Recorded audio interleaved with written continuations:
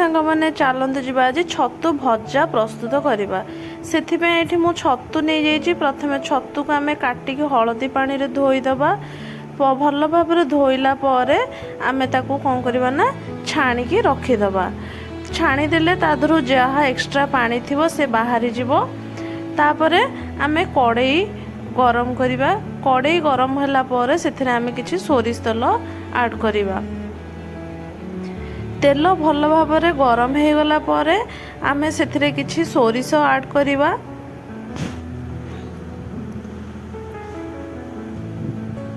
जेहेतु छतु भजा आम प्रस्तुत करवा तो छतु को एक्स्ट्रा आउ आगुरु भाजवा किछि दरकार नाही। सेइथिरे ही आम माने भाजिकी ही सेइथिरे ही प्रस्तुत करवा।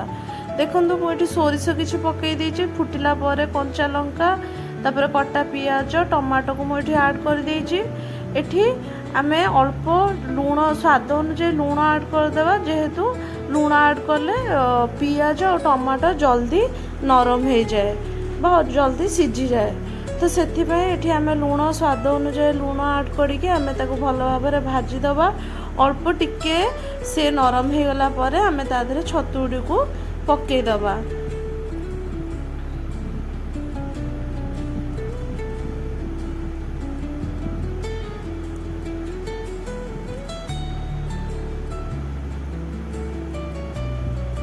देखो टमाटो ये मोर भल भाव नरम हो आसलानी।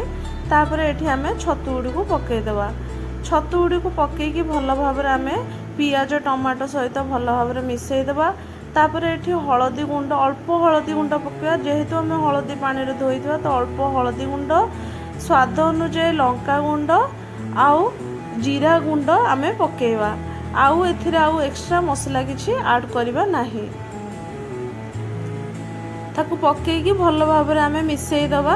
छतुरु ये आमर पानी बाहर तो से आम ताकू भल भाव ये मिसईदबा। मिसईकी ताकू घोड़ेदबा।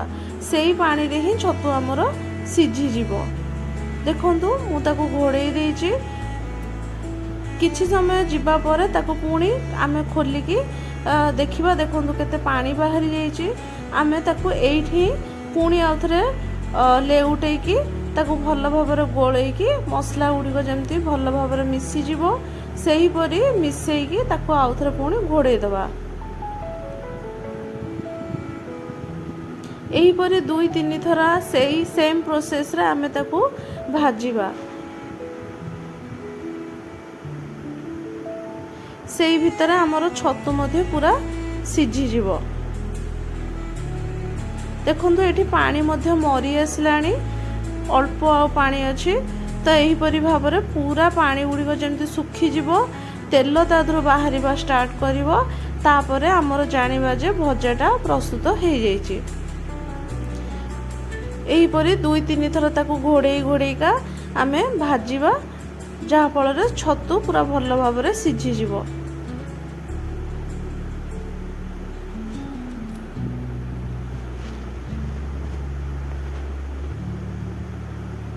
एठी बेसी हाई फ्लेम रे आमे भाजीबानी।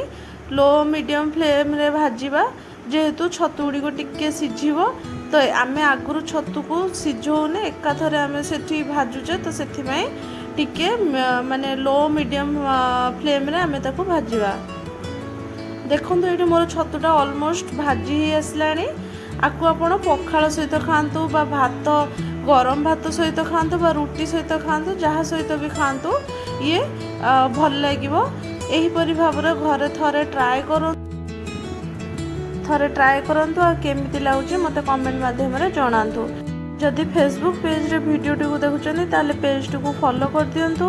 आ जदि यूट्यूब चैनल रे वीडियो टी को देखुचनी ताले चैनल टी को सब्सक्राइब कर दियंतु। आ पाखरे थिबा बेल आइकन को प्रेस कर दियंतु जहाँ फल रे नुआ नुआ वीडियो अपलोड हेबा मात्रे आपण पाखरे नोटिफिकेशन पहुँची पारिबो। एहीपरि नुआ नुआ रेसिपी जानिया पे मो चैनल टी को सब्सक्राइब करंतु। रहिली धन्यवाद। फेसबुक पेज रे देखुथिले पेज टी को फॉलो निहाती कर दियंतु। आ यूट्यूब चैनल रे देखुथिले चैनल टी को सब्सक्राइब कर दियंतु। आ पाखरे थिबा बेल आइकन टी को प्रेस कर दियंतु जहाँ फल नुआ नुआ वीडियो रो नोटिफिकेशन आपन पाखरे पहुँच जिवो। एहीपरी घरे थरे ट्राए करंतु और केमिति लागुचे मते कमेंट माध्यम रे जणांतु। रहिली, धन्यवाद।